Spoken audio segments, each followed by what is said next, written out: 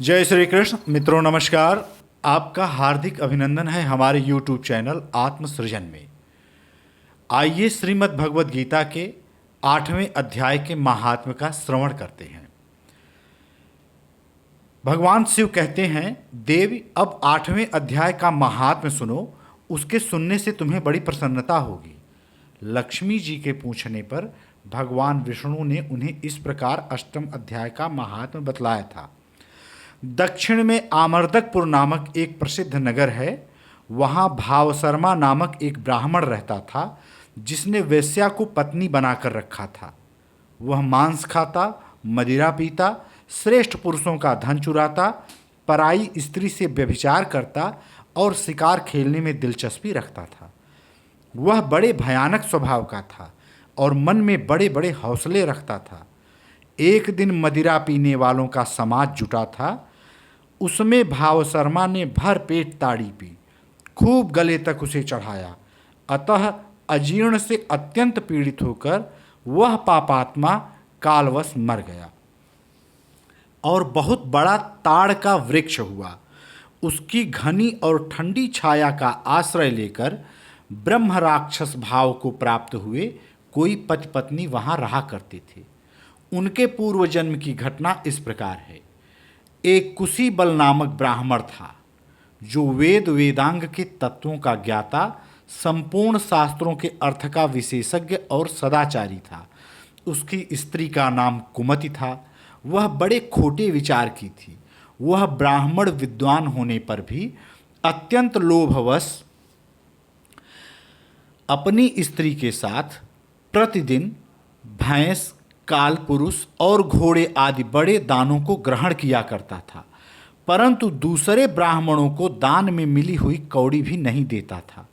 वे ही दोनों पति पत्नी कालवश मृत्यु को प्राप्त होकर ब्रह्म राक्षस हुए।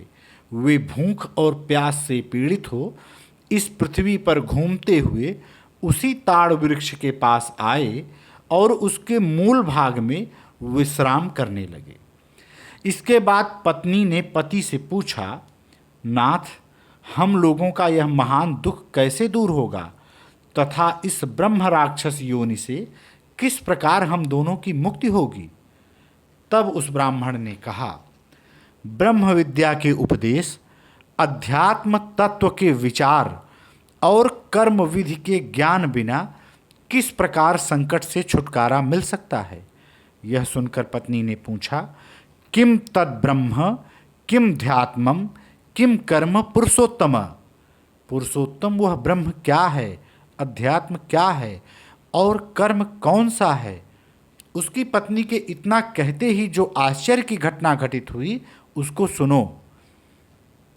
उपर्युक्त वाक्य गीता के 8वें अध्याय का आधा श्लोक था।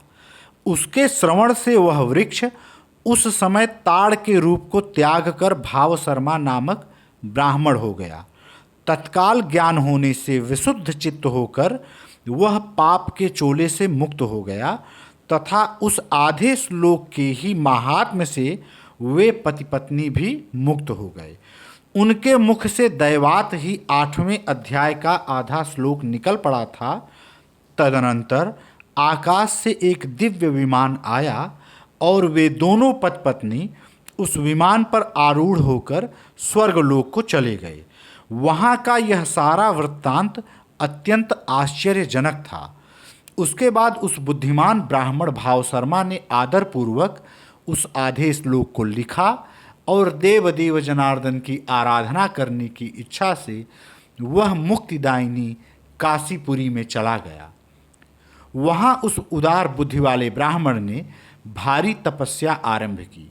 उसी समय क्षीर सागर की कन्या भगवती लक्ष्मी ने हाथ जोड़कर देवताओं के भी देवता जगतपति जनार्दन से पूछा, नाथ, आप सहसा नींद त्याग कर खड़े क्यों हो गए?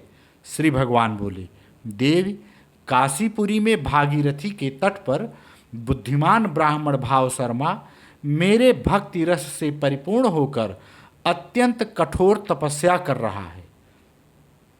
वह अपनी इंद्रियों को वश में करके गीता के 8वें अध्याय के आधे श्लोक का जप करता है, मैं उसकी तपस्या से बहुत संतुष्ट हूँ। बहुत देर से उसकी तपस्या के अनुरूप फल का विचार कर रहा था। प्रिय, इस समय वह फल देने को मैं उत्कंठित हूँ।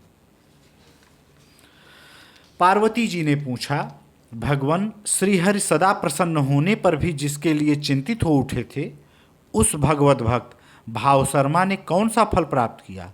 श्री महादेव जी बोले, देव, द्विज श्रेष्ठ भाव शर्मा प्रसन्न हुए भगवान विष्णु के प्रसाद को पाकर आत्यंतिक सुख मोक्ष को प्राप्त हुआ तथा उसके अन्य वंशज भी जो नरक यातना में पड़े थे उसी के शुद्ध कर्म से भगवत धाम को प्राप्त हुए।